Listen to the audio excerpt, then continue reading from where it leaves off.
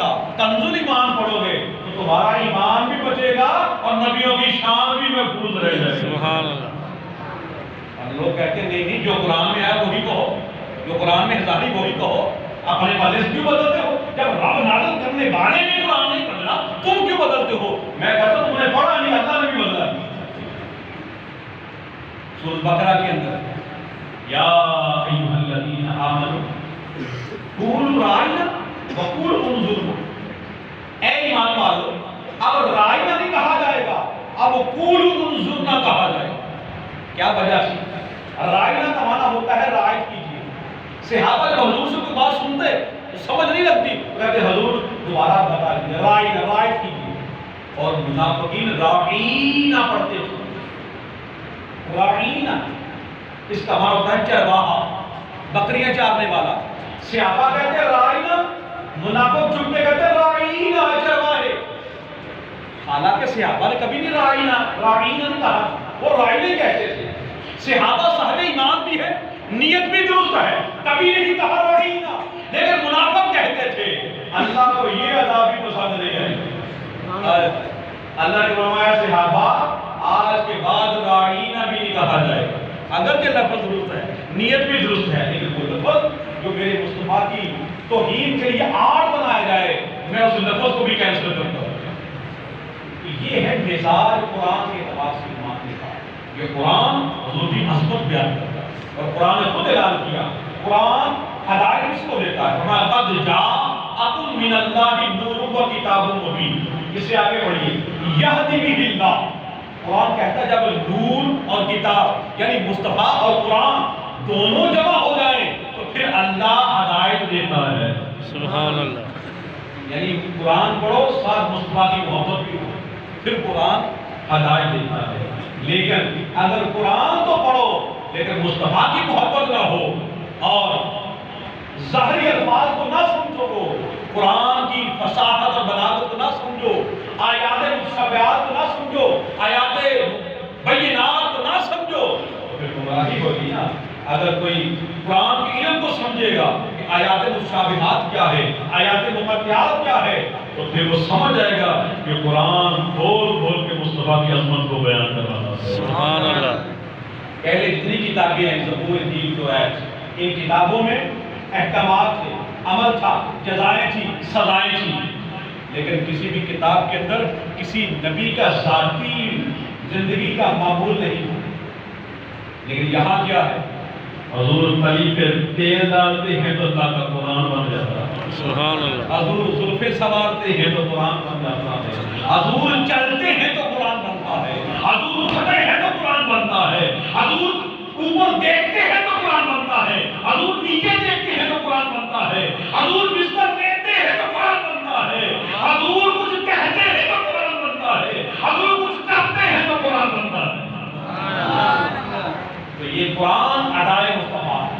بے شک قرآن ادائے مصطفیٰ۔ ادائے مصطفیٰ ہے۔ یہ قرآن جو ہے ادائے مصطفیٰ ہے، اور یہ قرآن کے آنے کا مقصد کیا تھا؟ قرآن خود بیان کرتا ہے وَنُنَزِّلُ مِنَ الْقُرْآنِ مَا هُوَ شِفَاءٌ وَرَحْمَةٌ لِّلْمُؤْمِنِينَ۔ میرے آمد کا مقصد کیا ہے؟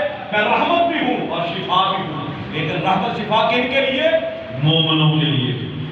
اے قرآن تم نے کسی کو رحمت دی ہے، کسی کو شفا دیا ہے، تیرا اثر کسی پہ ہوا بھی ہے؟ فرمایا دیکھا نہیں، صدیق اکبر مدینے کی گلی میں قرآن پڑھتے تھے تو دودھ پیتے ہوئے بچے دودھ چھوڑ دیتے تھے۔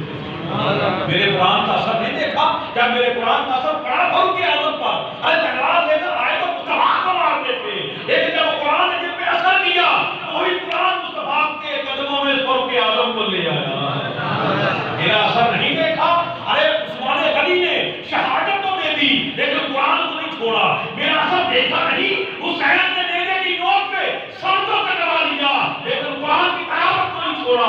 میرا اثر جس کے سینے میں ہوتا ہے اس کا تن سر سے جدا تو ہو جاتا ہے، قرآن سینے سے جدا نہیں ہوتا۔ سبحان اللہ۔ یہ قرآن وہ چیز ہے جس کے سینے میں آ جاتی ہے پھر وہ نور بن جاتی ہے، اور یہی نور خدا کی معرفت کا ذریعہ بن جاتا ہے۔ بہت سارے لوگ قرآن پڑھتے ہیں لیکن قرآن پڑھنے کے باوجود بھی وہ معرفت خدا اور معرفت مصطفیٰ کو نہیں پاتے، اور بہت سارے ایسے ہوتے ہیں جو قرآن پڑھتے جاتے ہیں سینہ روشن ہوتا جاتا ہے، ہیجاب اٹھتے جاتے ہیں، جلوہ خدا بھی دیکھ لیتے ہیں، جلوہ مصطفیٰ بھی دیکھ لیتے ہیں۔ سبحان اللہ۔ شرط کیا ہے؟ اس قرآن کو مصطفیٰ کی محبت کے ساتھ کرو، اس قرآن کو مصطفیٰ کے ذکر کے ساتھ کرو۔